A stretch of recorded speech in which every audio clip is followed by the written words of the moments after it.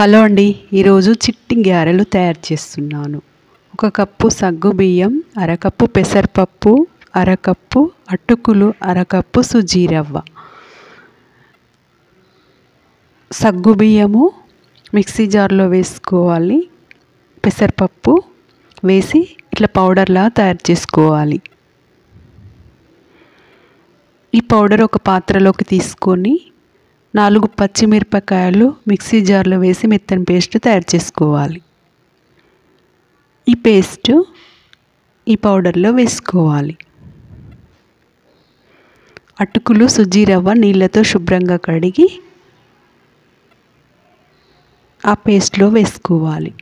ఎంతో టేస్టీగా హెల్తీగా ఉండే ఈ చిట్టి గారెలు ఈరోజు తయారు చేస్తున్నాను. ఈవినింగ్ స్నాక్ లాగా, మార్నింగ్ బ్రేక్ఫాస్ట్ లాగా తినవచ్చు.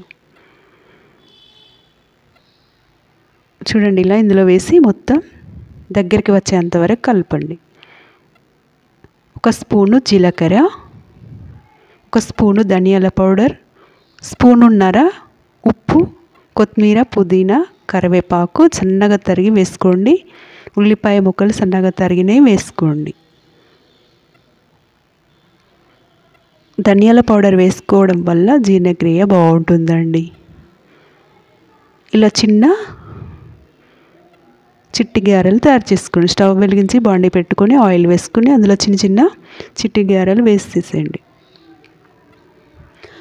లోపల పైన క్రిస్పీగా కుక్ అయ్యేంత వరకు డీప్ ఫ్రై చేసుకోండి. పిల్లలు పెద్దలు ఎంతో ఇష్టపడి తింటారండి. ఇలా తయారు చేసి ఇవ్వండి. అటుకులు ఉంటాయి కానీ చాలా టేస్టీగా ఉంటాయి. హెల్దీ అని కూడా చెప్పవచ్చండి. పెసరపప్పు ఉంటుంది, ప్రోటీన్ ఉంటుంది. పెసరపప్పులో చాలా జీర్ణక్రియ చాలా బాగా మెరుగుపడుతుందండి. ఎవరైనా హెల్త్ ప్రాబ్లమ్స్ వచ్చినప్పుడు పెసరపప్పు 1 స్పూన్ నానబెట్టుకొని తినండి. చాలా హెల్త్కి ప్రాబ్లం తగ్గిస్తుంది. ప్రతి నెల ఆడవారికి మనసు వస్తుంది కదండి. వాళ్ళకు 5 డేస్ తర్వాత కూడా బ్లీడింగ్ వచ్చిందనుకోండి, అప్పుడు 1 స్పూన్ పెసరపప్పు నీళ్ళల్లో వేసి 1 గంట నానాక అది తినండి. రోజు ఉదయము సాయంత్రం భోజనానికి ముందు తింటూ ఉండండి. బ్లీడింగ్ అనేది తగ్గిపోతుంది. 5 డేస్ కన్నా ఎక్కువ వస్తే మాత్రం అలా చేసుకుంటూ ఉండండి. చూడండి, ఇలా తయారు చేశాను. చాలా హెల్తీకరమైన ఫుడ్ అండి.